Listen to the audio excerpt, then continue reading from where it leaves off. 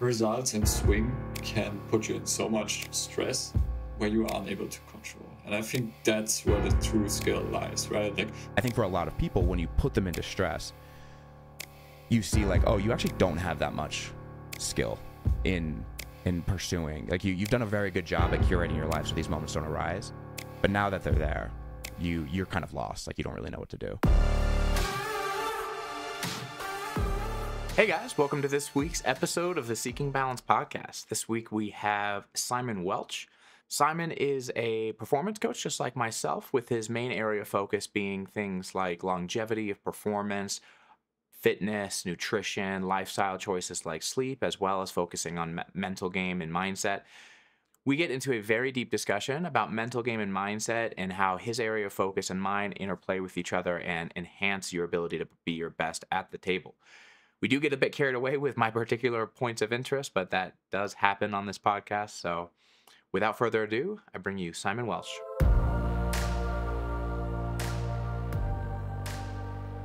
All right, Simon, welcome. Thank you so much for doing this. thanks, Jared. I'm super excited to be on the show today and talk about anything you want to talk about. Almost anything. I mentioned just before we've actually had a conversation before. We recorded for my last podcast, and then I had too much chaos in my life and never released it. But so we're gonna try again. But you know, it's good because I remember our conversation was cut short last time because I was also bad at managing my schedule. So I had booked a very tight window for our podcast recording.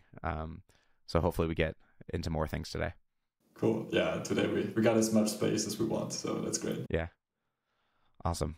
So yeah, before we get started, just like tell people a bit about like who you are, your background, your history, like what it is you do, and we'll just go from there. Yeah, sure. So I'm Simon, 32 years old. I'm from Germany, so you probably heard from my accent already, so I apologize for that in advance. I have a background in the world of sports science and health. So I didn't get in touch with poker until like not very late, but somewhat late in my life. So when I was 20, I was really excited about health, about fitness, about training. So got lucky enough to, with my shitty A levels that I had, to get a position so I could start studying. And for the most part of this study time, where it's a lot about fitness, where it's about prevention, about like getting better at different sports, also doing diagnostics, doing a lot of empirical studies later in my master's degree, I wasn't in touch with poker or any type of like brain athletes at all, right? So I was just working with people in a rehab center, for example. So I had people who are recovering from injuries. So they had an ACL injury playing soccer, or also people who were elderly and had a hip replacement and needed to get fit again. So I have this very specific health background, right? Which is really, really nice. It's a very cool thing to do when you have a skill that helps people be and feel better, something I'm particularly grateful for.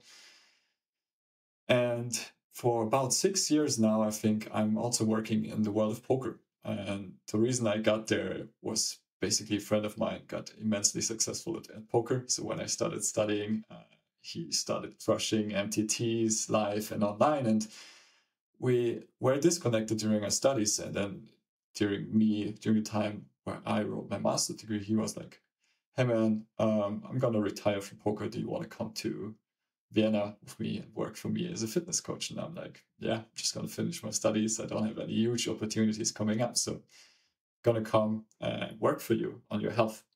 And that was like one of my immediate entries into the scene. I've played a little bit of poker before. I was like such a fish, and that was completely fine. I was just like having fun because my friend was really good at it, but I never actually studied or anything. I just was excited about the game. And this is kind of like my entry. And the reason I got to work with poker athletes was basically, just for this friend, which is quite amazing. And that's opened like a big door because I was able to connect to a lot of other people in the health space, which was insane, right? When you study sports science, it's very specific, right? You don't look beyond a lot. You don't look at nutrition, you don't look at sleep, you don't look at the nervous system and stress management or mindfulness. So this opened up a whole new world to me, and I was introduced to very skilled, very knowledgeable people in all different kind of worlds. And I was like, okay, yeah, movement is nice, but there's also this and there's also that. And then over the last couple of years, I started working as a self-employed performance coach, and now I'm full-time working with professional poker players. That's awesome, man. Yeah. So what are the what are the main things, like what are kind of your priorities? Like, you get a new client, obviously I'm assuming this is person dependent, but like what are the kind of main things you're seeing that are helping people improve their poker win rates, like, or just their, I guess, focus or like energy? I imagine that's mostly kind of the gains you're seeing and just staying healthier, right? It's just like energy and focus, and yeah, just speak a little bit about that. Yeah, for sure. I mean, it's very different. Like there's obviously patterns where you see people having like similar issues, but everyone's very different, of course. So I work with players who have a family. I work with players who are just recreational poker players, and they come from an outside business, and now they want to improve their health and their performance.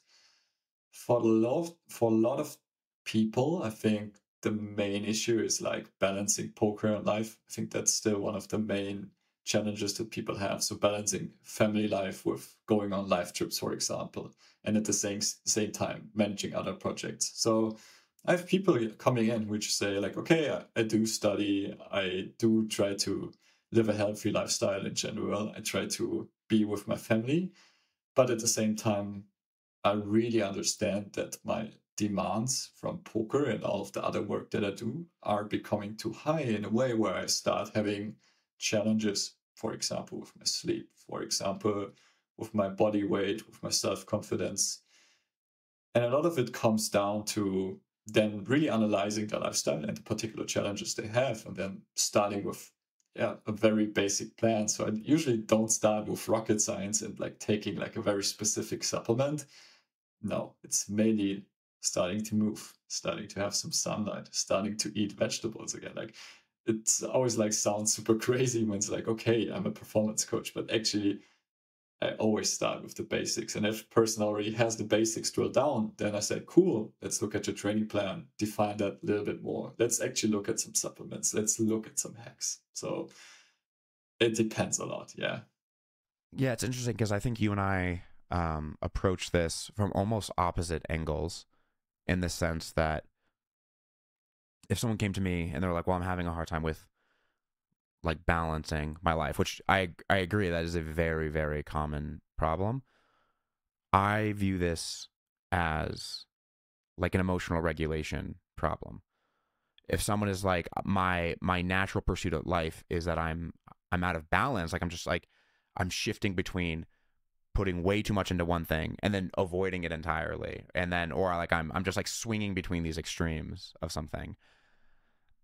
The way that strikes me is, okay, we have a psychological way of viewing these things where I believe poker is almost like an addiction. Like it's I'm feeling poorly, and then I'm, this kind of addictive mindset, which is some is good, more is better, right? So like I start playing poker and I just want more and more and more poker until my whole life falls out of balance.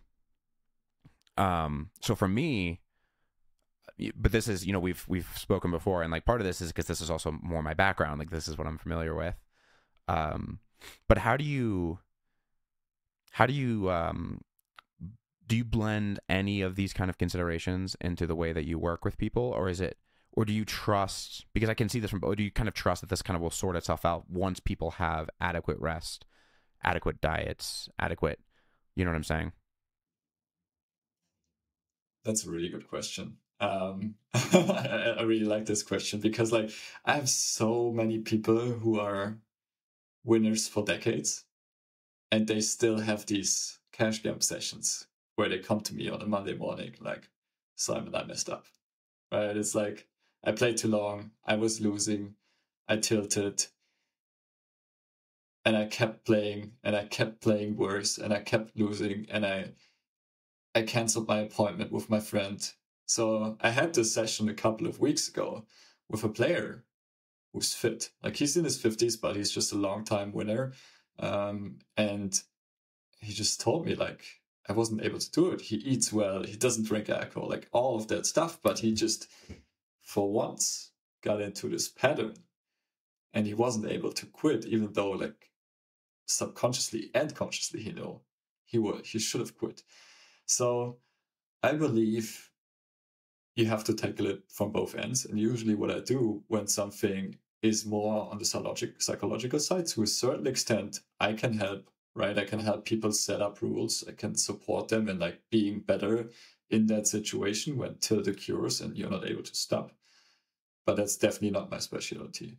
What I see, though, is when people have better sleep, when people eat better, when people start to move more, their level of satisfaction with their life goes up. I think their level of depression usually goes down, and they are better to control themselves on an emotional level, and they are able to take better decisions. So I think it's something that you can't, like, say, okay, this is black and white. I think it's usually both.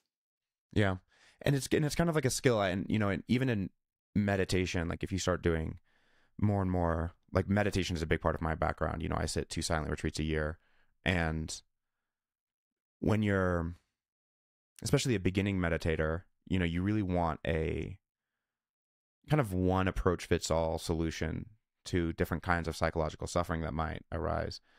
But you learn there's this kind of skillfulness in what they say is like making peace and finding peace, where like part of it can be just making peace with what's there, but part of it can also be, you know, if you have a certain level of distress that is just beyond your capacity to respond in a, let's say, wise way, step one is let's just reduce the level of distress you're in, right?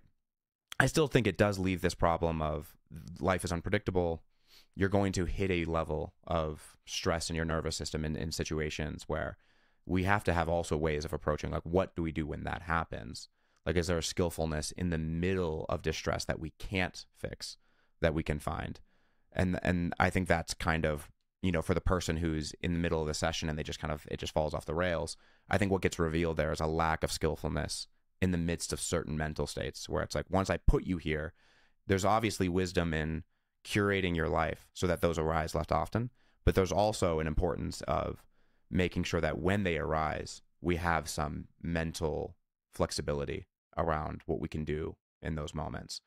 And I do find, in my experience, most performance coaching focuses on the former, which is how do we make those situations arrive less often, which I think is huge. And for many people, there is just the lowest hanging fruit is that, right? It's like the things that you're saying, like, well, just sleep more, like just stop being exhausted, start like fueling yourself well, and then you'll be able to operate at your actual capacity for decision making. Like, what is your actual, but then there's this metric of like, okay, now that we know what that is, let's work to expand your actual ability to make decisions, and let's raise that bar.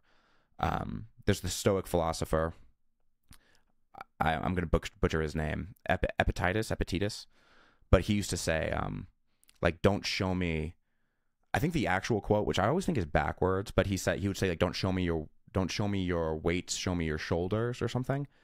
And he was making this reference, which was basically, don't show me your, like, the means you use to improve, or the idea. It was specifically in philosophy, like, don't show me your ideas, show me their usefulness in your life. Like, I want to actually see what you can do with it. And like the measure of your insight or your skill in any moment is like how you can actually use that in a moment of distress. And I think for a lot of people, when you put them in distress, you see like, oh, you actually don't have that much skill in pursuing. Like you've done a very good job at curating your life so these moments don't arise. But now that they're there, you're kind of lost. Like you don't really know what to do. Anyway, that was kind of, I don't know if you have what that brings to mind to you. I kind of got carried away talking there, but I mean, that resonates a lot with like the end, like, or like, let's say the limits of my work, because I can resonate with that a lot. And also the experience with my players shows, okay, like what I can help you with, is going to help you to like a big extent, right? Because it's going to have positive effects outside of poker as well, right? You prevent a lot of health issues, you get better relationships, you have a overall like better satisfaction of life. And as you can say, as you said, like, okay, it will reduces the chance of like being in this miserable situation where you just don't have the capabilities. But that's also where my work is kind of limited, and where people need to understand, okay, that's where working with a psychologist or some person in that area, whether it's a hypnotherapist or somebody who works with meditation, can help a lot better. And like some people, I feel some people don't have these crazy tilts or whatever you want to call it, right? They just like, they are able to stop. And I think that's really, really important. But from my experience, also working with younger players in the past, like results and swing can put you in so much stress where you are unable to control. And I think that's where the true skill lies, right? Like we see that with recreational players, they lose like one flip or two flips and they're like, oh, I never fucking win. And I'm like, dude, like story of my life. It happens to everyone all of the time. I don't know, 10,000 hands a week or whatever. It's just the most normal thing. And then people who are professional or semi-professional, they have a bigger threshold or higher threshold, but it can still happen. And yeah, just have to be prepared for it 100%. Yeah, and I think there's a way, and I don't know the degree to which you see this, but there's also a way in which this kind of work, the kind of work that you do, can exacerbate the problems, because it can create an illusion of control of your mental and emotional state. I think for some people, because really what you're talking about, and I do think this is a big part of the issue, is like, what is your, one of the best descriptions of anxiety that I heard is anxiety is our expression of our lack of tolerance for the amount of control that we have. And it's not the actual lack of control, it's your tolerance for your control, because you always have the same amount of control. Like there's no actually really changing of the dials of the amount of control that you have. But it's when anxiety kicks up when you hit the barrier of your tolerance for it. And there's a sense in which people pursue, I think, a lot of this kind of stuff as a means to bolster their sense of control. And then in those people, once the wheels start coming off, they really come off. Because then it's like all the control, the awareness of how little control you have over your own emotional state. It's like, I've done all this stuff, all this work, all this preparation, and yet I'm still here at the table, like your client, tilting off, canceling, appointments with friends that probably would be more enjoyable for me. Like I'm still making worse decisions, and and it's just like that's why, like, I find even amongst great players, it's like, yeah, you're good until you come face to face with your lack of control. And like an analogy that I thought of, which is just kind of morbid, but like when you were talking about it, it's like, yeah, we can improve your health, because you're talking about these like other effects outside of life. It's like, yeah, you can improve your health.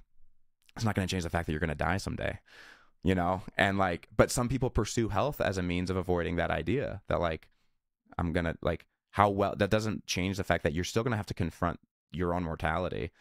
And similarly with poker, it's like you can do a lot. And I don't want to sound like I'm ragging on the stuff that you do, because I do think it's super, super important that people do these things.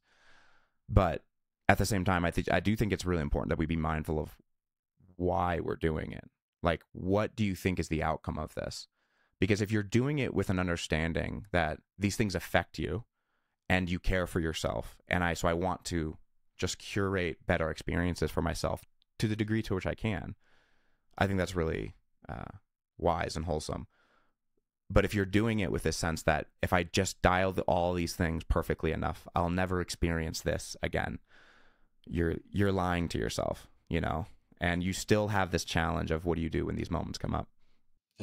Yeah, I 100% agree. Like, this cannot be turned off just like that, and you're gonna have benefits. Like the likelihood of it happening is just gonna be reduced. But poker is, yeah, with the variance, it's designed in a way that things will happen, right? And if you plan to have like this grand day and you're pushing through the hours and like you can't seem to win any pot, like even the most advanced players will be faced by this challenge, man. And the way that I think movement and especially training helps a lot is by like being able to deal with the stress a little bit more, right? Like, okay, it's not in the situation where it's going to help you a lot. Maybe it will. I think it actually will quite a bit, because you're going to be having higher serotonin levels. You're going to be more happy in a way. You're going to be more satisfied, and you will have like probably better focus at the tables as well. I had this with another player, a conversation that I actually had yesterday. Like, he went through a downswing over December and January, and like he just was really, really frustrated.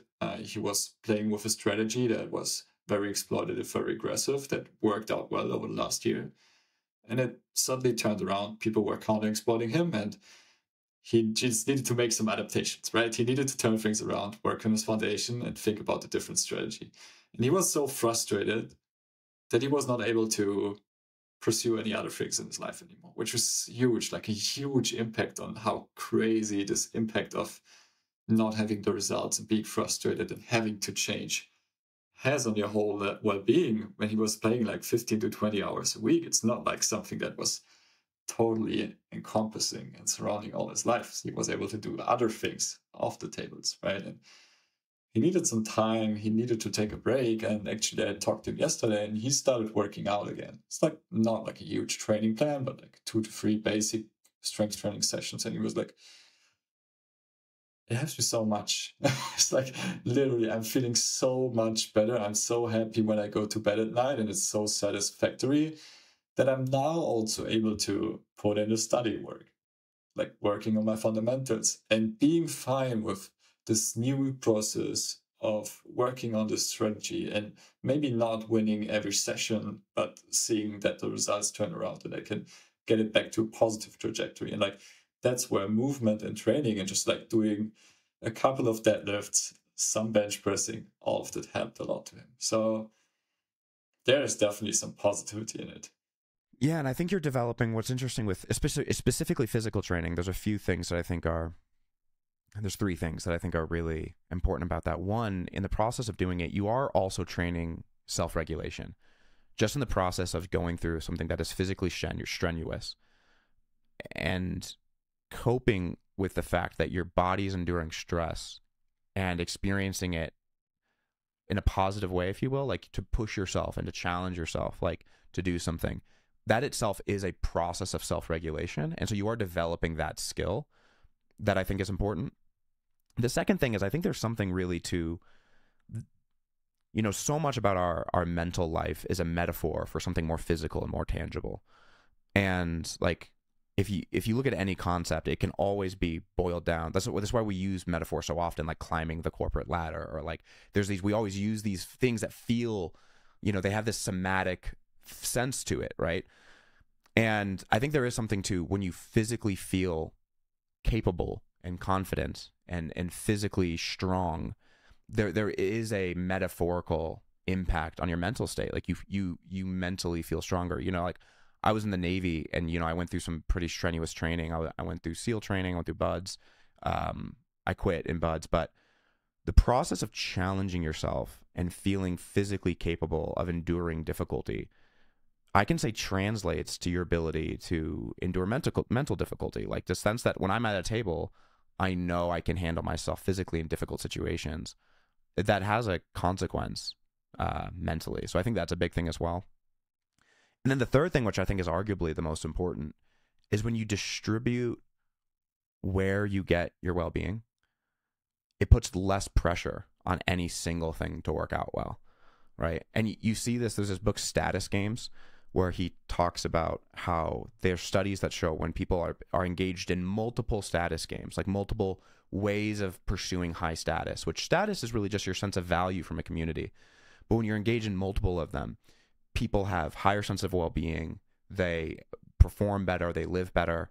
And we're such status-driven creatures that if you're playing one game where like my whole sense of value comes from one community, one domain, let's say poker, if that starts to struggle, it's extremely stressful for your nervous system. We're such social creatures that our intuitions for status are so strong that once you start feeling like I might be declining and how good I am in this, it's actually really dangerous, especially historically for you. because if a community views you as low status, they kick you out. And so, but if you have your status distributed, where you have like family, friends, relationships, hobbies, fitness, poker, all these other things, your nervous system knows that if my status starts to decline in one, I have 6 others that can prop me up. And that's why I have found that all of the best poker players that I know have balanced lives. They have other things in their lives going on outside of poker, other things they care about that mean a lot to them. And I do think that doing that, like I said, it just reduces the pressure. And when you're playing with lower pressure, it's just easier. Like you said, it's easier to adapt. You know, things feel less personal. You can just be like, oh, this isn't working. Let me change things up. You can take more risks. You can, you know, be more creative, all kinds of things. Yeah. Yeah, I really like this analogy. I think that's one I'm actually going to write down after this session, because I think it's so powerful. And I think that's completely it, right? So let's say, like, even outside of poker, let's say you're not doing well in the corporate world, and like you have like an issue with your boss or whatever, you can do voluntarily work, for example. So I am working with handball kids. So handball is a sport that's not very familiar in America, but it's basically something that I grew up playing myself. And I started being a coach when I was like in my 20s or something. And I took that back up, and like, I don't get any money for it. I just do it for fun because I think it's useful. And let's say I have a shitty day at the table and things don't work out and I lose my flips or whatever, and I'm frustrated, and I can just leave my computer and like prepare my training session with the kids and go through that training session. And 90% of the time, this is going to be something that is exciting to me, that's going to be fulfilling to me. I can see children smile, and like I finish my day at like 7 p.m. like, okay, I lost money playing poker that day, and I probably have to look at my game and work on it. I can do that tomorrow. But this brought me up so much in a way, like it gave me so much energy, so much fulfillment, that I'm completely fine with the day. And I think that's where communities outside of the poker community are extremely powerful to poker players as well. Like, and I agree with you, like the most advanced players that I work with, they are not only doing poker, or they have like a very strong field of relationships around them. So they have like a big community, they have a very supportive partner, they have a lot of friends, they have study groups, and they play different sports, like all of these things. And those to me are apparently the most happy people. Like I see people struggle the most when the only thing they have is, like, it sounds really bad now, maybe a little bit insulting, but the only thing they have is poker and maybe like 1 or 2 people close to them, but not like a huge network. And I think this social environment is actually extremely important. Yeah, and I mean, we have a culture, and I think poker, I think in many ways, the poker culture is an exacerbation of many of the parts of Western culture that I think are actually some of the worst parts of Western culture. So high emphasis on like explicit concepts, like high emphasis, very left brain things, like high emphasis on explicit concepts, very black and white thinking, very like poker's, I think, attracts the kind of cognitive elites from the Western communities. And because of that, though, there's this, a lot of the things that I see, like if you just looked at, like Western cultures at large, and you saw many of the things going, what I think are going awry there, they're just worse in poker. And when you look at Western communities, we're seeing highest depression rates we've ever seen, like suicide rates are out of control, like many of these ways of viewing the world where on paper, for example, you can write down, and it seems like, okay, if you want to be the best at poker, put all your energy into poker. And on paper, this kind of explicit mathematical way of looking at how to get good at something, but it's not taking into effect like the global idea of what you are as a human. Like, what does it mean to be a human being? You're a human being playing poker. Is the best way on paper to pursue poker the best way to pursue poker as a human being? Like, you're not a robot. But we have this way of, this highly logical, overly like symbolic way of viewing ourselves, where it's just like, if this makes sense, that's how I should do it. You know, and there's this other book called Wild Problems by an economist. I can't remember his name right now, but he talks about the 2 types of problems that exist in life. There's tame problems and wild problems. And he says tame problems are these ones which are like that. They're explicit. It's like a math problem. It's just tame. It follows rules. You just write it down. You just go through it. It always works that way. But then you have wild problems, which are more global. Like their problems have to be solved in parallel, not in sequence, right? Like there's all of these variables coming together to make something happen.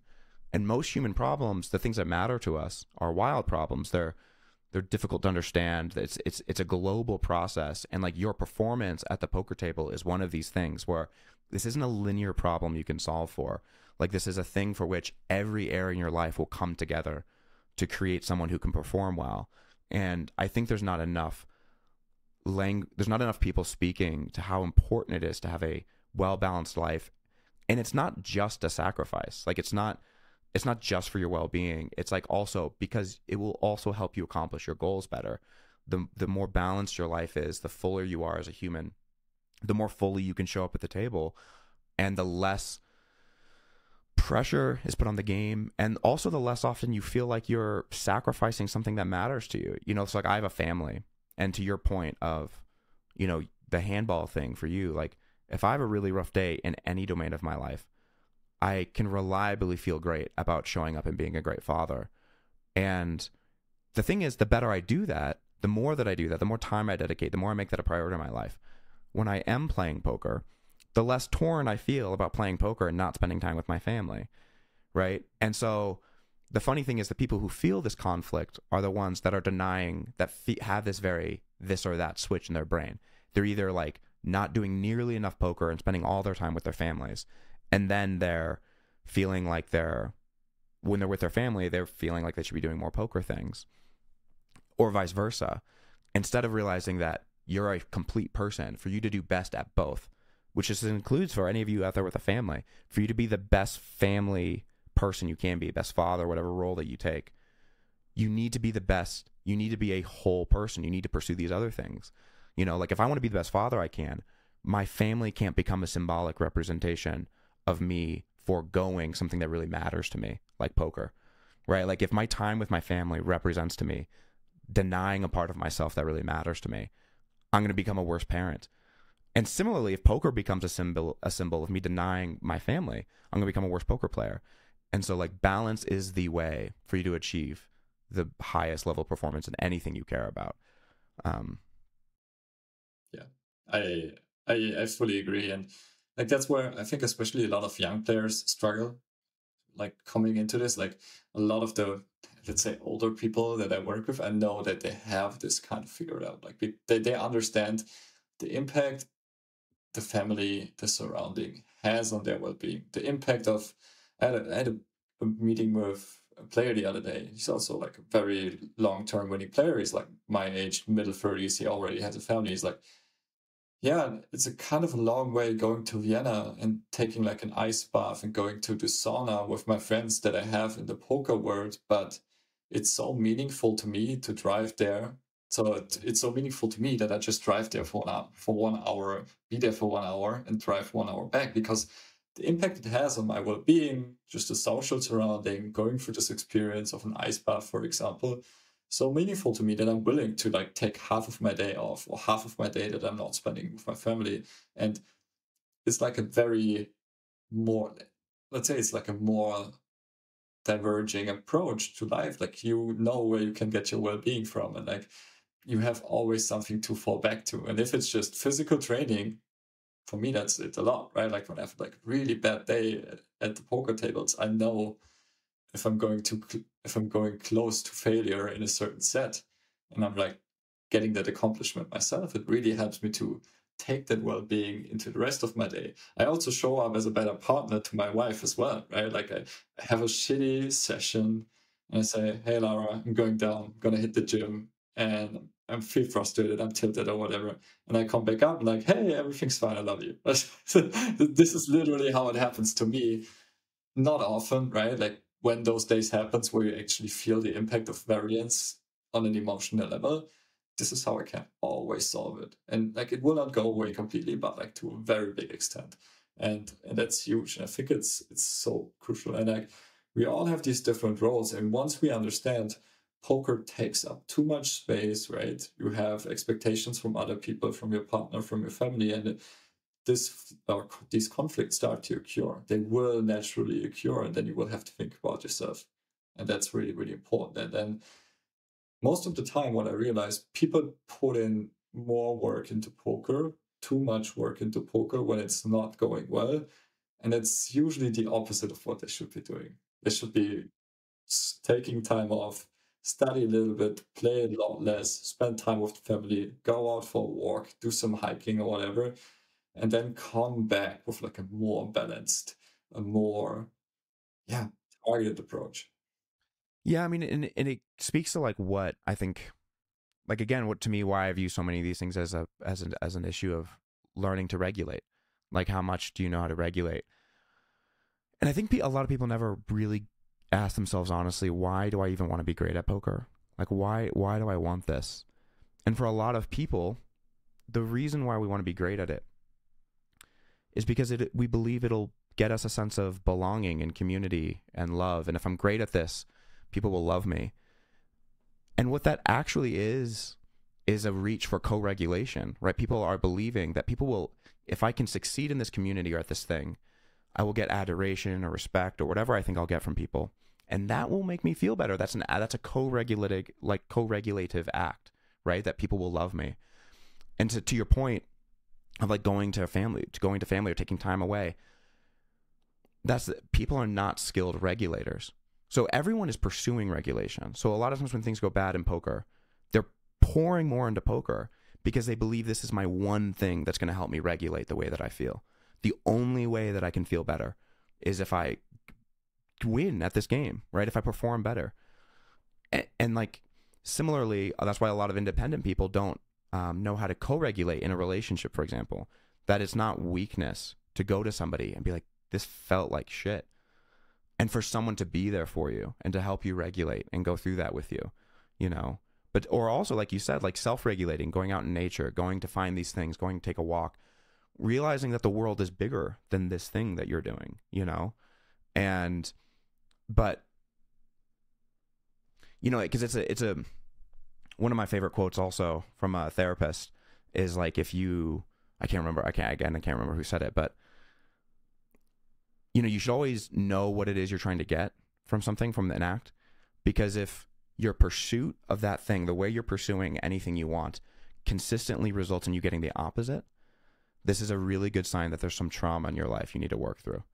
And so for people who are like pursuing poker and it's like, I want this to make me feel good, and it reliably makes you feel bad, like you reliably end up feeling like shit, this is there's some traumatic thing causing you to pursue this thing in a way that's not balanced, it's not healthy.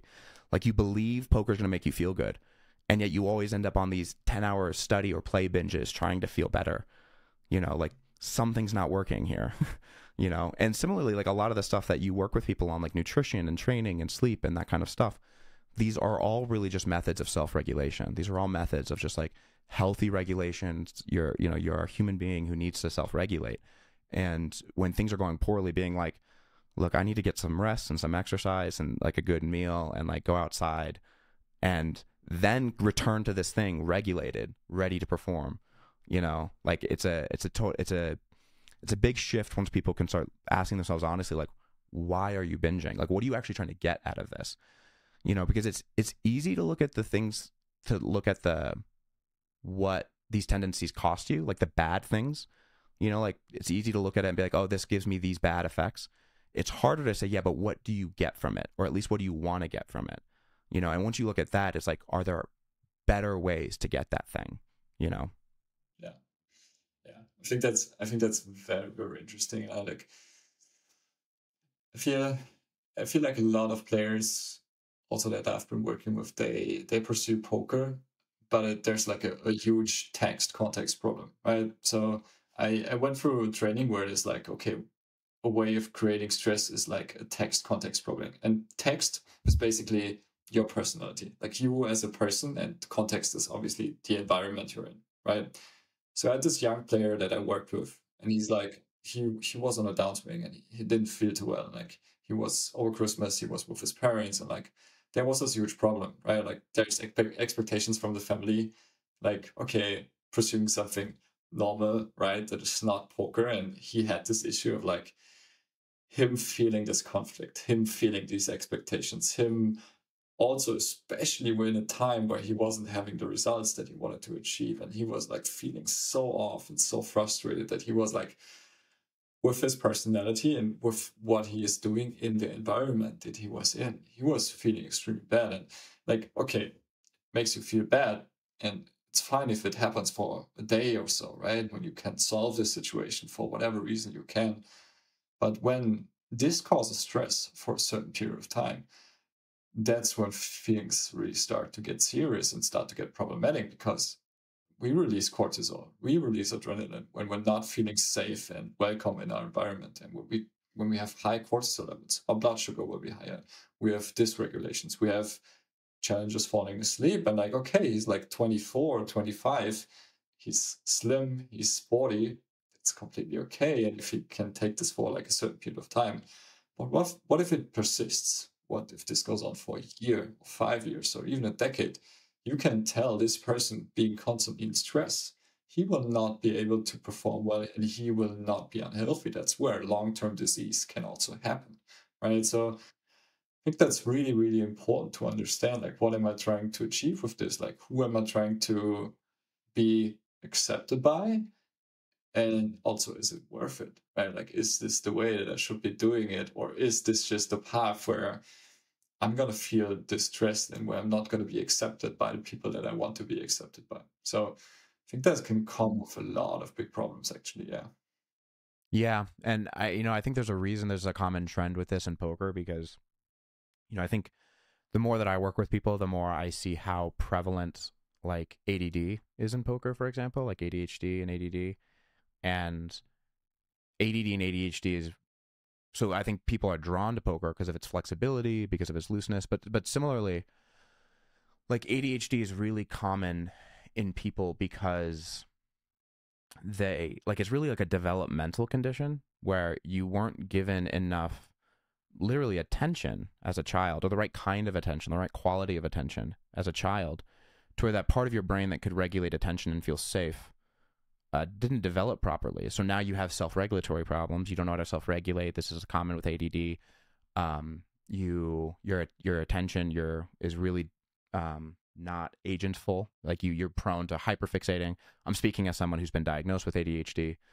And so, but what comes along with that, though, are all the other psychological things by someone who wasn't given consistent love and compassion as a kid, like unconditional, warm regard as a child.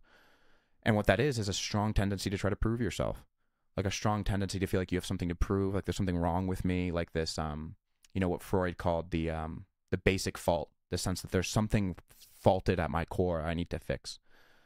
And yeah, that's why I think you see so many of these issues so prevalent in poker, especially among family dynamics like this. I hear this so often because people go home and they've tried, and many people with ADD are actually quite talented at trying to cope. So for example, they have these detriments, so they try to pursue a field where they can excel given their detriments. And for a lot of people, I think that's poker, where it's like, this is flexible, I don't have to answer to anybody, I can pursue things at my own time. But for a lot of these people, I think they think, okay, if I excel at this, I will be given the love, the kindness, the compassion, the warmth that I was never given. And then they go home and they face judgment for not doing something normal, a lack of understanding, which again is a core belief at many people with ADHD, is no one understands me. People don't get what it's like to be me. And so they go home and they just face more of that. I think it's really brutal. And yeah, like that's why I just think this emphasis on like you said, like, why are you doing this? Who are you trying to impress? And learning so much of this is like, you have to get down to the root of like learning that you don't have to earn love. Like you don't need to earn your own self-worth. And I know for me, that was a huge part of why I was in poker. Like a huge part of why I was doing it was I just thought I had this belief that like there was something wrong with me. And if I only did things good enough, that I would earn this. And funny enough, it was only in learning to like let go of that I learned to really excel. Like it's like this, this cosmic joke of the universe that as long as you want this too badly, like you're not going to do it. But that's why I do think there's like a deep, a lot of like emotional healing to happen there. And yeah, and I actually I think it's not clear to people, but a lot of the things you're talking about, even things like structure, um, you know, all all the things that help rewrite the story that there's something wrong with you. Like the more sleep you're getting, the more exercise you're getting, the more you're living a life that you're proud of. It's easier to tell yourself the story that like, wait, I can do this. I am capable. I'm not broken. And these small acts really do, like just working out every day really does build your self-confidence, that especially for someone with ADD, like especially for someone with ADHD who just believes they can't do that. Like I think there's a lot of self-belief that they can't. I think it really can go far to make you feel like, no, you're capable of more than you think, and you've nothing to prove. Like it feeling good to you is all that matters. Yeah, I fully agree. And like ADHD is like super common in poker players, and I'm definitely not an expert in the field. But what I see with these people like that, like slowly, it's like a very slow approach to everything that I pursue with them, right? Like I have these people and they buy a 3-month package and they're like, I give them the plan, and like we achieve their goals with like a couple of weeks, like way earlier, right? They're like, okay, cool, you gave me the plan, I did it, right? And then I have a lot of people who just need a lot more time, where it's really about starting super slowly and not trying to overachieve, because once they try to overachieve and like try to put too much on their plate, like I'm going to do this, I'm going to work out, I'm going to take all of my supplements, I'm going to do my meditation, cold plunge, nighttime progressive muscle relaxation, and they're like, do it for one day, they can push through it, and the next day they do nothing. They literally do nothing. They just can't, right? And I have this with another young player. He's like, Simon, I can't deal with a workout plan. I just want to go with my girlfriend when I want to go. And I said, fine, like 100%. Like you have a background. Like he was a former athlete, like competing football in high school. Like he knows what to do. And like, cool, man, I have you with the structure. We'll slowly build it up. Do whatever you want in the gym, like literally. And that was a big relief for him. He was like, oh, cool, I'm fine with just going to the gym, enjoying my workout, not following like, okay, I have to do this exercise for 3 sets of 8 reps. No, I just do whatever I want. I love spending time with my girlfriend while I'm at the gym, and I actually enjoy it a lot more. And otherwise, he would probably not go at all. He was just like, no, I can't cope with it. Like, it's too much stress. I've already studied in the morning and had a healthy breakfast, and now I'm supposed to follow a plan in the gym. It's going to make me feel anxious and overwhelmed. And I'm, okay, let's take that pressure off you. You're already putting so much pressure on you. Yeah. Yeah. I mean, I think for a lot of people too, especially like you said with ADHD, which is so common, like there is a normal tendency to associate structure with failure. And I think that comes with like most like for me in school, right? The Western education system, it was just failure after failure after failure after failure, just like a complete inability to do it. And so I really do think structure has to become, and another idea, but structure has to be adapted. Like I have grown to really appreciate structure in my life, as I've learned to try to nurture the parts of me that I think were not nurtured enough when I was young, and kind of develop the parts of me that weren't developed. But one of the other common things with people with ADHD is a strong sense of what's called counter will, which, because when you're young and you're developing, it's a very natural thing to go through phases where anyone tells you to do something and you just say no, right? That's very normal for young children, toddlers. And it's a process of individuation, right? You're learning that I'm an individual, I have my own desires, and like I'm not going to let you impose this on me. People with ADHD are very sensitive to the will of others, and growing up then, but because of their tendencies, they were often told no, what to do, how to do things. And so they usually never got a healthy development of a sense of will, right? So now any imposition on what to do results in this strong urge to not do it. Right. And that's really common. That was common with me, and that's really common with people in ADHD, which is just like anytime someone says you should do this, it's just a push against it. And it really is a development in like a lack of development in a strong sense of self, of like, I'm an individual, I could choose. You can tell me what to do and I can say no myself. Like I don't have to just arbitrarily say no. But for a lot of people, when they haven't developed that, that's they're still at that young developmental stage. And I still feel this. Someone can ask me, like, someone can tell me something simple, like, hey, can you grab that? Or like, you know, super small requests from human beings, from any friends of mine or anything, just makes me immediately be like, no. Like, I still feel it, you know? And I think a lot of people with ADHD will relate to this feeling. And it's just very normal to just feel like, I don't want to be controlled. And especially when you've grown up and you've never been allowed, what people need is what you just said. They say no, you just say okay. Right? Like but many people didn't have parents or teachers or anyone in authority who responded to them that way when they had ADD, right? It was just clean your room, no, and then just punishment, you're wrong, right? And just complete suppression of their counter will. And so now as adults, it just rears its head all the time. It's just always like, no, no, no. And so when people are given free reign, especially people with ADD, and they learn it through stable relationships that when you say no, no one's going to leave you. No one's going to abandon you. 1. 2, you are your own person. You deal with the consequences of it. Like if you saying no to structure results in things in your life falling away, that's on you, right? Or if you're able to do it, great. But it took me personally a long time to develop and I'm still in the process, develop this healthy sense of relationship with structure. And now it's actually one of the things I appreciate most in my life, structure. And I've learned that from a healthy base of structure is actually how I can depart with flexibility and do more things. And without that structure, it's so hard for me to take on many of the things I would like to take on in my life, you know.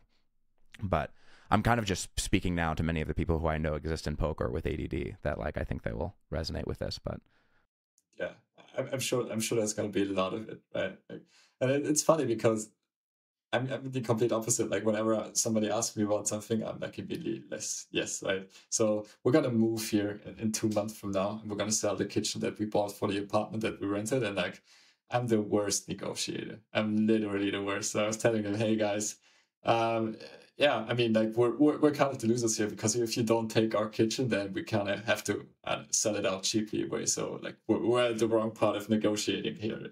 And Laura, my wife, she just looks at me like, what the fuck did you just say? Like, we're trying to sell it as expensive as we possibly can. I'm like, yeah, whatever. Like, it's gonna be fine. It's gonna be a couple €100 or whatever. Like, and that's kind of funny because like that's something that I've experienced a lot in my childhood, right? Like, I had a tough time in school as well, 100%. But I was just like, okay, a lot of unconditional love that I received, and like, okay, if this guy gets the kitchen like €200 cheaper, I don't really care about it, right?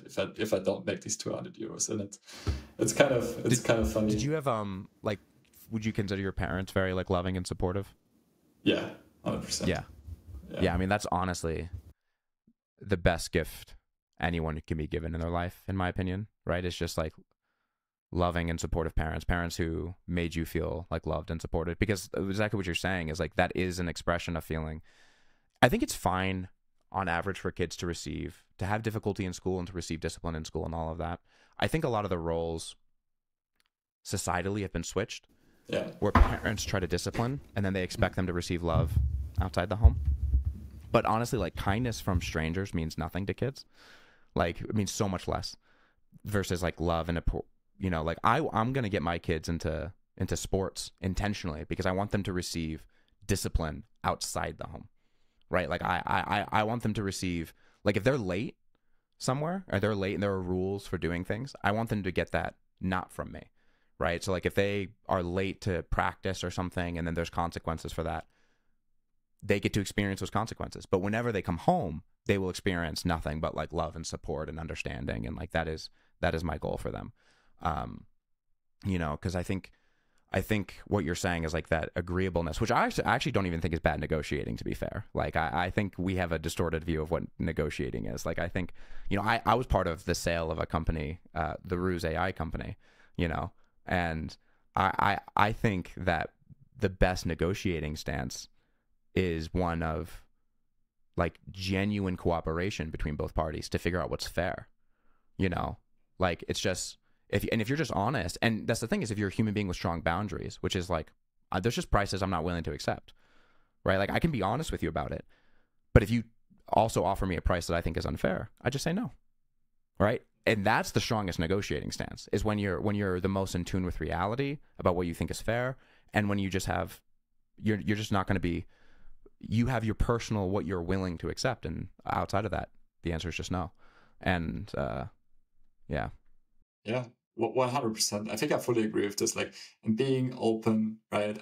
I'd rather be open and sell it for less than like come to an agreement that I wouldn't like, or sell it to a person that I wouldn't like selling it to. So I think that's very meaningful to me, and that's really, really important. And just always, like, whenever it comes to a deal, I'm trying to find something that is fair, like, even if it's not to my best interest sometimes, if it's like, yeah, to the interest of both people, right?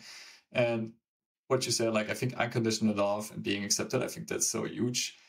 There's like a threshold where it can become a little bit too much being put into like soft, in like a very soft environment. So that's what I experienced. Like, when I was 12, my father passed away very early. So I was 12 when my dad passed away.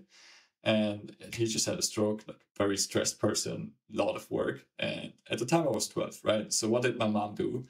Besides being like a very loving and caring mom before that, now she took it to the next level, right? I was allowed to do everything. I was allowed to, I don't know, get the drunk kid, go on vacation, go out whenever I wanted to. And interestingly, like, she tried to push all of the stones out of my way, which she did out of love. But I had to learn very late how to work for myself, right? How to deal with issues, how to go into conflicts, right? And that's the other part of the medal that is also quite interesting, right?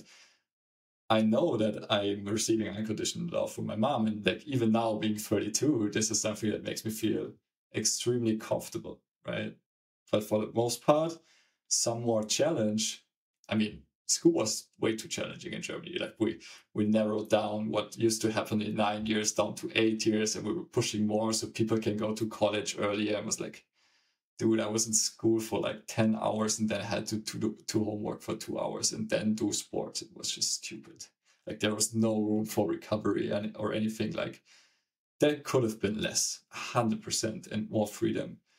So yeah, it's always like, I mean, you're made up of the experience that you've been yeah, I mean, given, I right? also do think two things that I think are interesting in your personal example, if you don't mind me saying. Well, one, I also do think the phase where you receive this healthy balance is the most important, honestly, below the age of 12.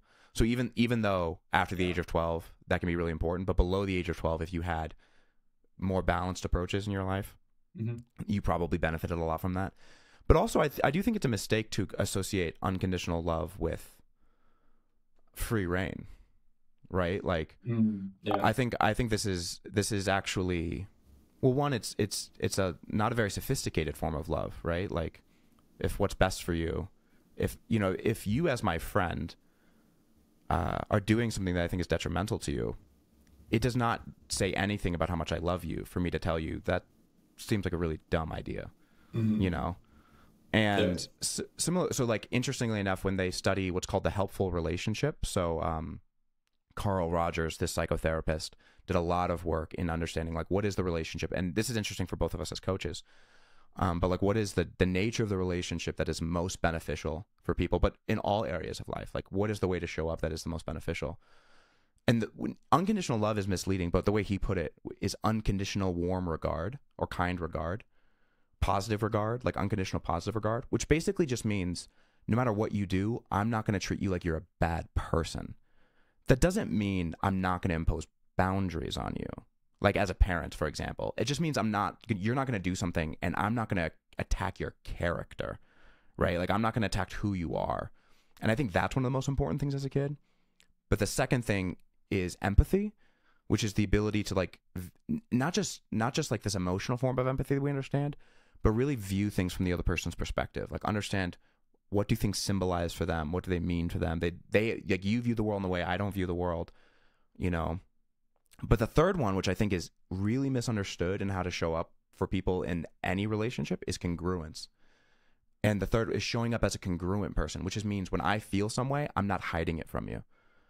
And that is something that I think is equally important as a parent, which is, you're doing something that bothers me. I don't pretend that it's not, that it doesn't. And that kind of gets to what you're talking about, though, when you're just let free reign, and it's just like, what it is a false kind of positivity, right? Like if you could get a drum set and make a ton of noise at midnight and this stresses your mom out, but she's not going to say anything. That, yeah, I mean, I don't want to get too carried away with how that actually creates stress in children or in people, but it does. You can tell when you're talking with someone and they're being fake with you, and it causes a lot of anxiety in human beings because we start to wonder, why are you being fake? Am I doing something wrong? Do you have ulterior motives? Like, what's happening here? Yeah. Whereas when someone's willing, and there's warm ways to communicate anger and disappointment and frustration. And those three things are my goals as a coach. Whenever I'm coaching somebody, I want to treat you with unconditional warm regard, unconditional positive regard. I want to be empathetic. I really want to view the world from your perspective. But I also want to be completely congruent. If you say something that frustrates me, I'm not going to pretend it doesn't. If you say something that I think if you're late to a session, I'm not going to pretend that it's not annoying for me when it is. The difference is I'm not going to, and the funny thing is what people learn through that kind of communication, if I warmly communicate my annoyance, what I actually do is the opposite. I communicate to you that you being late is fine. Me being annoyed is okay. It's not threatening the stability of this relationship. And that's really what kids need to feel growing up, is that my being upset is not a threat. Fake warmth communicates that if you were upset, if I did do something that upset you, does that mean this relationship is in danger? But when everything is kind of allowed in the relationship in this warm way, then you learn this real sense of stability of just like, there's nothing I can do that means I'm a bad person, which I think is really what kids need. Anyway, that's a passion of mine, so I got carried away with it. But it's fine. That's fine. I'm gonna go for a consultation with you once I'm becoming a father. So I will let you know. But also, I mean, like as a coach, I think it's really like one of the things I'm passionate about also is like I'm trying to start this with Kevin. We're starting this project for coaches where we're trying to work with coaches to become better coaches. And this is a lot of the stuff that I want to help impart to coaches is because what's funny is when they studied they showed examples of, they used therapy, but they basically used this method, which is called client-centered therapy, where they would just it didn't matter what the therapist said. It didn't matter what they did, what lessons they imparted. What mattered is that they communicated with unconditional warm regard, they were empathetic, and they were congruent. And then what mattered, and then they had people who didn't get any therapy. And then they had people who got what's called learning focused therapy, which is like, you did this, what was the desired outcome? You should have done this, right? So very like behaviorally focused. Those people did worse in all metrics of improvement than the people who didn't get any therapy at all. And so like, as a coach, I think it's really important to realize that like giving people things to do is not really the thing that matters. Like, yes, people came to you for a thing and like it's useful to be able to give people practical things. But it matters so much more how it's given, and I can, because even in your response to like the person talking about their, their struggles to do the coaching, and for you to just respond like, okay, do it this way. That matters so much more than the things that you're giving them, Yeah. And like, why should I start to like impose like a certain behavior in a way that I say like, okay, like you have to do it like that. It's so important to like, I'm not training like physical athletes that you have to be exact with the training. For me, as somebody who works with players, it's more about like what type of movement is good for you. And like, okay, some type of strength training, some type of working on your posture, some type of endurance training is going to be benefiting you. But I can give you the blueprint, and if you don't like it, let's find another way that's good to you. Somebody just, like a lot of people just want to play. They want to play and compete. A lot of guys just like meeting with friends and playing basketball, and they just do 1 or 2 training sessions a week that I give them additionally. And that just feels super good, competing, being with other people. And like, if I as a coach take away the joy of movement and training from my players, like, okay, then I can close my business right away. It's like, right. Like, I clearly did something not good. Yeah, exactly. I want to give time because we got carried away with a bunch of different topics that I enjoyed talking about, but I want to give time to like what You had mentioned before we started the conversation that there were things you were excited to talk about. I don't know if we touched any of them, but I want to give some time to like, what are some of the things that you might be more interested to share with people who might be listening to this about the kind of things that you do? Yeah, the kind of things that I do. Yeah, I'd love to give a little bit of insight on that. And I feel like we started with every person being very different, right? So maybe I'm going to start there, right? Like I have people who are, a lot of people actually want to pursue physical goals, right? So a lot of people who come to me have already been in a very good state in poker where they have like already built in stable relationships, but they just want to improve their well-being. They just want to be fitter. They just want to feel better and have like more muscle, right? Like that's like a huge thing. So basically what I have people with is like finding a good setup for their nutrition and their training.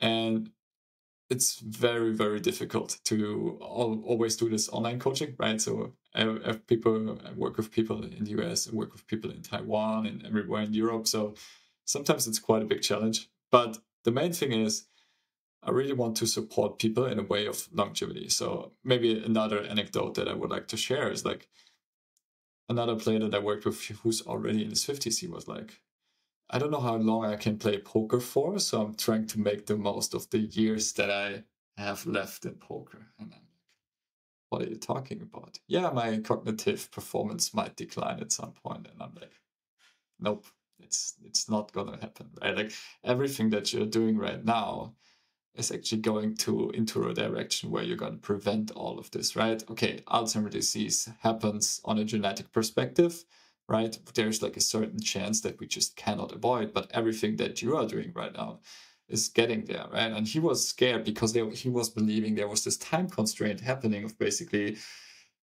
I'm in my 50s now, I don't know how long I can play for. And I'm like, man, if you start and if you keep on going now, you will be playing for another 2 or 3 decades. It's not going to be an issue because you're such a fit person. Like he recently stopped eating any type of fast food, any type of McDonald's. He's sleeping more. And that was very interesting for me to see because I feel a lot of these beliefs that we still see, he's not in the Western culture, he's actually living in Taiwan.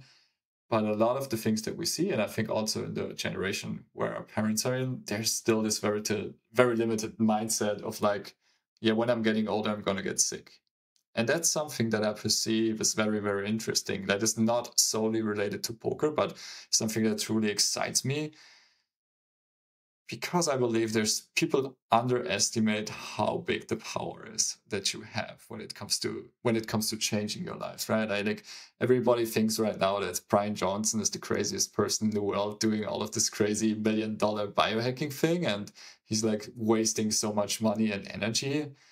Yeah, okay, but like, what are pharmaceutical companies making money from? Like, okay, let finally somebody go into the other extreme of extreme physical health and show us what's possible, declining your rate of aging by like a huge portion where nobody would have seen it possible. And like that's where a lot of empowerment comes from, right? Like we can train to have muscles, we can train to attract women, we can train to do whatever we want, but the quality of life that comes with it and everything beyond that is going to be so extremely powerful. When I was not working in poker yet, but I was like in the rehab center, I had people my age, 25, not being able to do squats, right? Because they just stopped moving at a certain age. They never, like in Germany, like the sports system is very different. You don't have these high school and college systems.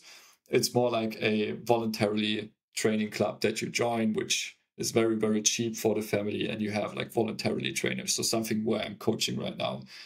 And it's something that's been getting smaller and smaller in the past, actually. And it's something that's very sad because people working voluntarily to teach children or whoever wants to join and train, such a powerful community. Actually, it's actually so much fun. And what we've seen during COVID, the numbers of these clubs basically declined hugely. And what we see now is that people overall move a lot less. So I was experiencing the complete opposite. I have like people starting an office job in their 20s, never ever moving again, having this one injury on their way to work with the bike.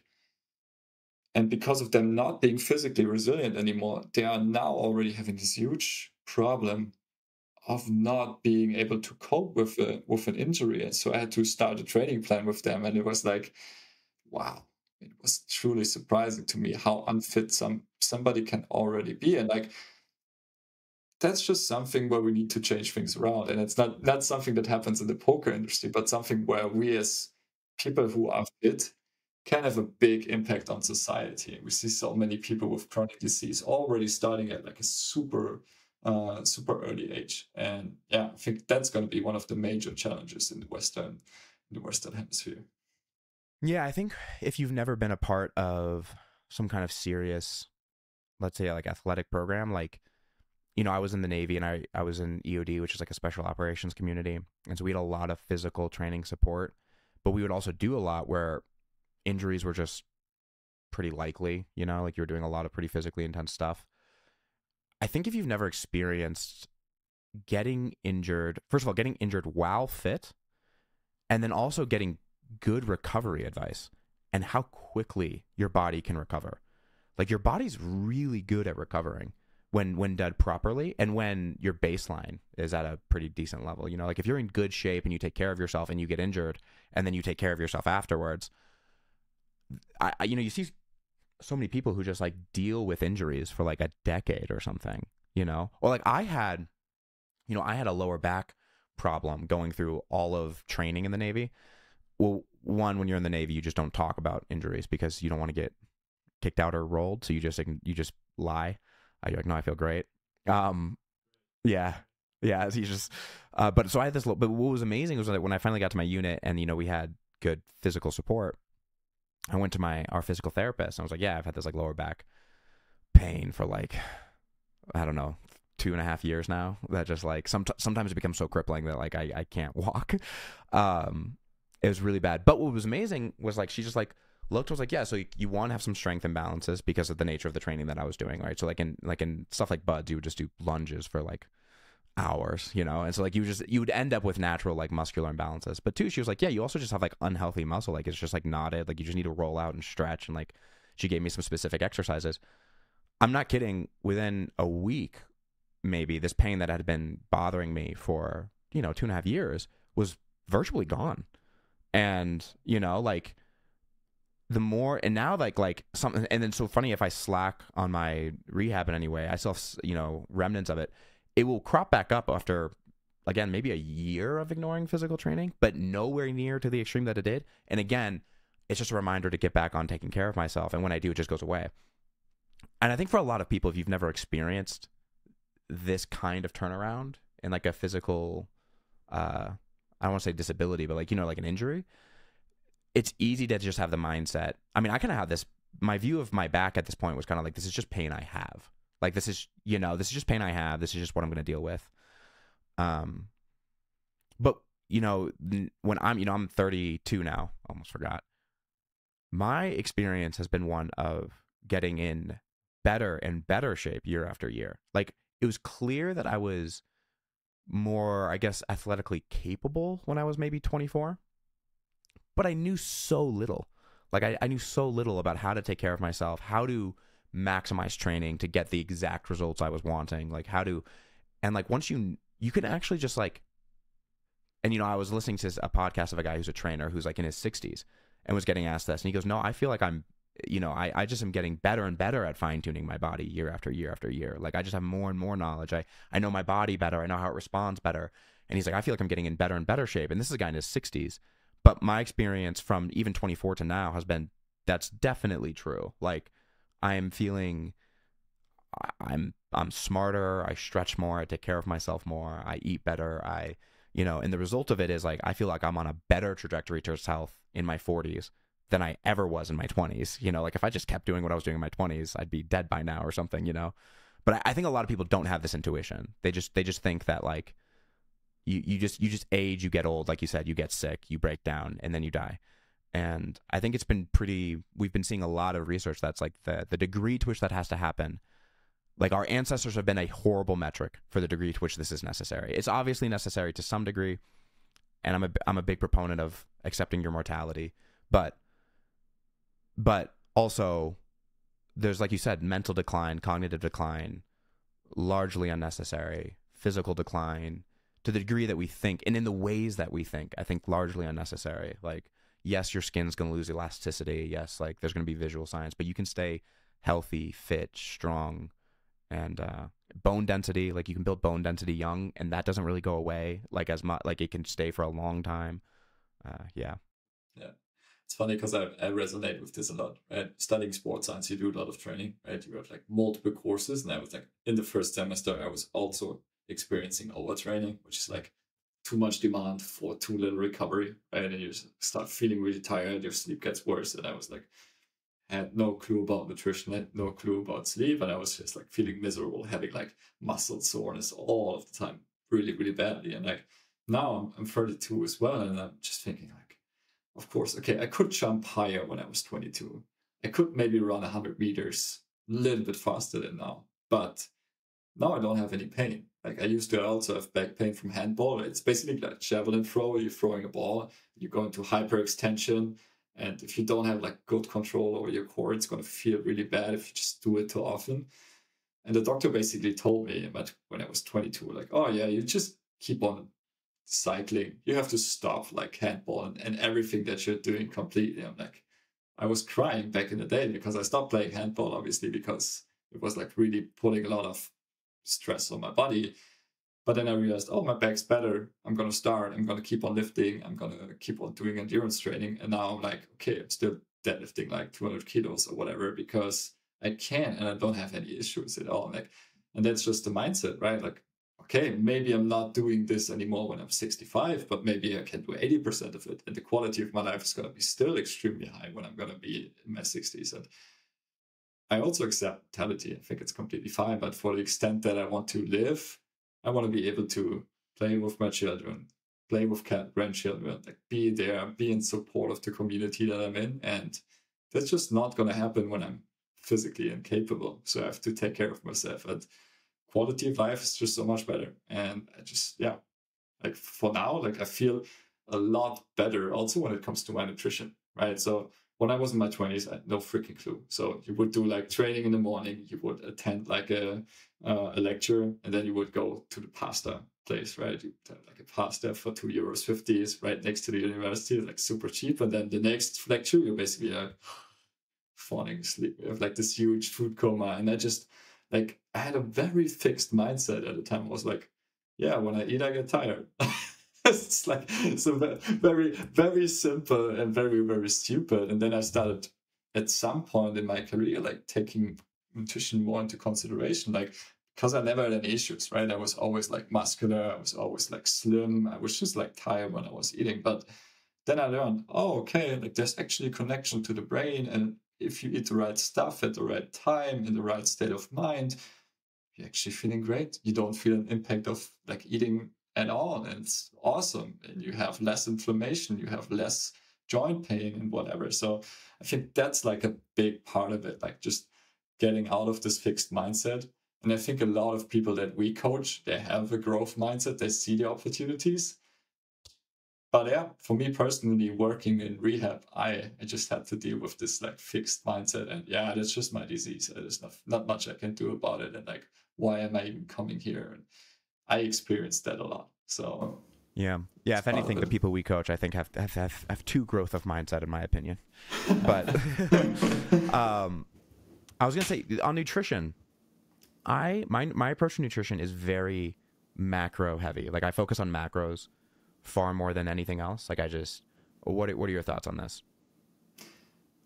I think it's the biggest part. Actually, like there's like always this debate between like different fields. Oh, you have to be keto, or you have to be vegan and eat a lot of carbohydrates. And I think like what most people agreed on is that protein is quite important, like independent of whether if you're vegan or whether you're eating a ketogenic diet. And I feel like macronutrients matter. It also matters where the macronutrients come from, right? So I can eat carbohydrates from a sweet potato and like some rice and something healthy and vegetables, or I can just eat sugar, right? So macronutrients matter, It's like the difference in simple or complex carbohydrates. Is that right? Or Yeah, exactly. So basically, when you eat like your carbohydrates mainly from sugars, so basically complex carbohydrates that you would get out of vegetables, for example, they create like a smaller spike. They have more fiber in it, and they are just better for the gut, and it gets taken up slowly. Like there's time and space for short chain carbohydrates, right? Like when you just return, like when you're like a professional athlete and you just like finish a competition, you want to get your glycogens or your carbohydrate storage up as soon as possible again. Sure, get in there. What's like the most important thing? That's usually not the case for poker players, for example. You want to find something that is more stable, that gives you like more sustainable energy. And I think macronutrients are huge, and there's lots of misconceptions about it, especially when it comes to carbohydrates. Like, I believe carbohydrates are not our enemy. I think they're extremely powerful, especially when it comes to improving your quality of sleep, winding down at night. I think that's when they are extremely important. And Alderman teaches us, and I like completely agree with this protocol, of like having higher amounts of protein and maybe even some fatty acids and fiber in the morning. Whereas like the amino acids from protein, they will make you feel awake, they will make you feel powerful, they will make you feel focused. And then you work out somewhere in the afternoon, for example, and you have those carbohydrates at night, they're going to refill your glycogen storages. So you're going to be able to perform better the next day. And at the same time, you're going to fall asleep more lightly. The thing is, people say, oh, no, I don't eat carbs at night because I'm heavier the next morning. Yes, because when you store carbohydrates in your body, you're actually also storing a bit of water. So for every gram of carbs, you're also storing 3 grams of water. And that's when people say, oh, if I eat like a sweet potato at night, I'm like 2 pounds heavier the next day. And I'm like, yeah, but it's not fat, right? Like it's not that you're like heavier because you gained 2 pounds of fat. No, you just put in a bunch of water into your body. And like, I think it's extremely powerful. Yeah. I thought fat stored most of the water in our bodies. Does it not? I thought fat stores a lot of water. Is it mostly carbs? I mean, yeah, there's some parts that contain like water, but like carbohydrates are particularly powerful when it comes to that. So we have like fat we can store it in unlimited fashion, right? Like we can store it around our organs, on our belly, and basically almost everywhere on our body. Carbohydrates can only be stored in the form of carbohydrates in our liver and in muscle cells, right? So, and there's just limited space. The more muscle you have, the more you can store. The bigger your liver is, the more you can store, right? So a normal fit person probably is able to store 250 to 300 grams of carbohydrates. So when you add the water to it, that's like 1.5 kilos, whatever, once it's full, right? And everything that is excess, like either it's really bad, and that's probably the problem that we see with insulin resistance, right? You have full muscle cells because they never burn any type of energy. Your liver's full of energy, and then there's like this excess blood sugar. Like obviously other cells of our body also use glucose or sugar to use it for energy production. But once you never use your muscles, once you never get that carbohydrates out of the liver and out of the muscles again to burn and produce energy, like where is the energy supposed to go, right? You get higher blood sugar levels, and then you turn it into fats, right? So that's part of the problem that a lot of people see, and that's when insulin resistance starts to occur. We see higher blood sugar levels. So burning and using carbohydrates is extremely important. Yeah. Well, we're almost at an hour and a half here, and I feel like we're just starting to breach some of the stuff that you're talking about, but we'll just have to have you back and dive more into that stuff, because sure. I got carried away with a lot of the other things, but it was a good conversation, I feel. Yeah, 100%. Like for me, it was cool because I got to see lots of parts of your coaching as well. Like for me, it's always nice to exchange in a way where I see like new fields and new viewpoints. Like I'm actually gonna take some notes on that. I think it was like a really cool conversation. Awesome, man. Yeah. Hopefully I'll try to see you in Vegas. We'll have to do do a workout together or something. We can do a deadlift off. You were saying, because I went through a phase of being like very, I was doing like just pure max training. Like I just wanted to lift as heavy as I possibly could for like the last year or so. Mm-hmm. And boy, did my cardio take a hit. I'm just getting back into more like running and stuff. But it was a year of like a lot of just heavy lifting. But Yeah, that's interesting. I think for me, it's the same, right? I do more cardio in summer because I just do running and cycling and swimming. And now it's wintertime here in Germany and it's snowing, right? So I'm down in my basement lifting weights, but I just try to run like once or twice a week, just like maintaining that cardiovascular fitness and not like having to start from scratch again when I get into it. Yeah, I mean, I think I was just feeling, there's something to feeling just like, there's different types of attractiveness of different kinds of fitness for me. Like, I love feeling very cardiovascularly fit. Like, you can feel it in your body when I feel like I can just go run 10 miles, you know, like it feels great. Mm-hmm. But there's another feeling where I feel like I could just charge through that brick wall. Like, I just feel so strong. Like, I feel like I could throw a truck, you know? Yeah. And I think I got really tunnel visioned on that feeling. Like, I was lifting really heavy, but then I was hitting a point where I was like, I'm probably getting more injury prone. Like, I'm fixating on strength so much that if I start running and start doing more things and start doing more, like, now I'm actually kind of done a hard shift. I'm doing like almost exclusive body weight training right now. Like, I'm just doing like massive amounts of volume, and doing like, and then like a lot of cardio, and I've been enjoying it. Nice. But it, yeah, for, you know, I used to like cycle phases where I would do like 3 months of strength training, 3 months of like volume, or like, you know, go through like different focuses. But my like heavy lifting strength phase got carried away for like a year and a half. It's like all I did. Yeah, so sometimes the lifting just gets too exciting and you don't want to stop. You know, I think it's fine. It's like the best type of addiction. Yeah, I think so. I think you'll have to, you know, one of my long-term goals that I would like to accomplish, and maybe you'll be the person who I hit up for coaching when I start taking this more seriously. I want to do 5-5-5. So I want to do a 500-pound deadlift, 500-pound squat, 5-minute mile. Wow, that's a lot. Are you converting?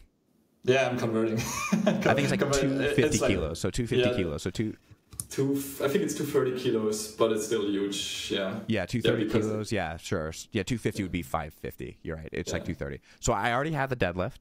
So I could deadlift over 500. And then my squat was like 440 pounds last when I was training. That's a lot. And so, but my mile was probably, I didn't do it, but it was probably like 8 minutes or something. You know, it was probably very slow. Or the hybrid athlete. I love it. Yeah. Yeah, but I would love to hit the 5-5-5. I was talking to Chris Brewer about it recently because he was doing his runner thing. And nice. I have to find a way to get those same weights, though, being much lighter. That's the challenge. Yeah. I was like 215 pounds at the time when I was lifting those. Yeah. And and I don't know if I'm not going to be able to run a 5-minute mile at 215. But it's going to be really tough. But I mean, if you can get down to like probably 90 kilos, so like 200 pounds or something. 90 kilos, 200? Yeah, roughly. I think it's 198. Right. It's 198. Okay. So 90 kilos is 198. And then I think you should be able to do it, right? Like, it's just like a lot of training, and a lot of it is anaerobic, right? And you have like a lot of muscle to move like a lot of weight, so it's gonna be very, very painful. But I mean, there's people doing it, and I don't think it's impossible. We should, you know what? We should hit like we should make like a content series or something on on trying to get it. I think that like I could record the workouts, and like we could record like talking about it and stuff, and like that would be fun. If those are my numbers right now, they're not going to be that high because I've recently lost like 20 pounds. So like I'm like 195 right now. How long do you think it would take of like dedicated training to get that goal? Like if I can hit those numbers being, let's say my mile's 7 minutes. Let's say my mile's 7 minutes right now. I have to convert it to kilometers because like 1.5, so like 1.6 kilometers is a mile. Yeah, so 1.6. So you're like, okay, so that's like 4 minutes per kilometer, which is like reasonably fast paced, but you have to go to like 3:30 per kilometer, which is like very fast. But I think it's doable. Like you being able to do like a 4 minute per kilometer pace is already a sign that you have like a really strong baseline. So I think like, well, I used to run a lot. Like, you know, I used to like but the thing is my fastest mile ever, like in my life, was probably 5:45. So like so I would be setting a personal record by like 45 seconds to get a 5-minute mile. Yeah. You know? To me, even if I fall short though of this challenge, like I'm gonna be in incredible shape and it's gonna feel great. You know what I mean? Yeah. You're gonna be like Superman. It's gonna be sick. I think like somewhere between 6 and 9 months is a reasonable time frame, I think. Oh, that's not that long. Yeah. If you manage your recovery well, we should talk about it. Yeah. We should talk because I think this would be a fun. I think people would follow this. Yeah. Like I think 100%. this would be a good. Yeah, I join. I will not be able to hit like 500 in maybe in the deadlift, but not in the squat. I'm just like a very weak squatter. I'm a good jumper, but not a good squatter. Yeah, but I feel like what's my best 3 kilometers? So almost 2 miles is like 11:30 or something. So somewhere in that range. So like in cardiovascular, I'm probably fine deadlifting somewhat close. Like squats, I won't be able to handle it. Maybe we should do it together. Let's do it or max out and like find like a good mathematical How tall equation. Are you? 6 foot. Yeah. Okay. So we're same height. Yeah, and I'm like how much do you weigh? 176. So you probably need to gain weight. I would. Yeah. I probably not that much, but getting like another 4 or 5 kilos would probably be beneficial. Yeah. Interesting. We should talk. We should maybe plan this out. This would be a fun thing to push towards, and it'd be a fun 100%. Like maybe short series or content series or something. Yeah, we can do like a midway check-in in Vegas when we're there in summer. That would be super fun. We do like a lift, like we'll both lift and both run a mile together. Yeah, I got the right gym. I got the right gym for it. It's like a powerlifting fitness gym. I think you're gonna love it actually. Oh man! All right, this sounds fun. I'm interested now. Yeah. Cool. Well, we'll talk. But yeah, Simon, thank you so much for doing this. This was a longer conversation and not at all the topics I thought we were going to hit, but it's okay. Me neither. I mentioned already that I'm ADD, so I get a pass. You know. Yeah, 100%. And let's keep talking. I'm super happy to be able to join today. It was a lot of fun to me as well. Awesome. Well, tell people where they can find you. Plug anything you wish. Yeah, sure. So if you want to find out more about what I do, you can go to performance-coach-simon.de, and also same thing on Instagram. Basically, it's an underscore, so performance_coach_Simon. And if you want to reach out to me and learn more, I think it's best to go with the website. And if you're coming to Vegas, feel free to hit me up. I'm going to do a lot of personal training with a lot of poker players. I'm hoping to get to play some poker as well. So I'm not going to book myself too full, so I get to have 1 or more MTTs a week, I hope. But yeah, super excited to come to Vegas in summer. You'll deep run the main. You'll have to cancel lots of sessions. Yeah, I hope, man. Yeah. Awesome, man. Well, it was great talking to you, and until next time. Yeah, see you then. All right, thank you so much for watching, and please like and subscribe for more from me. Until next time.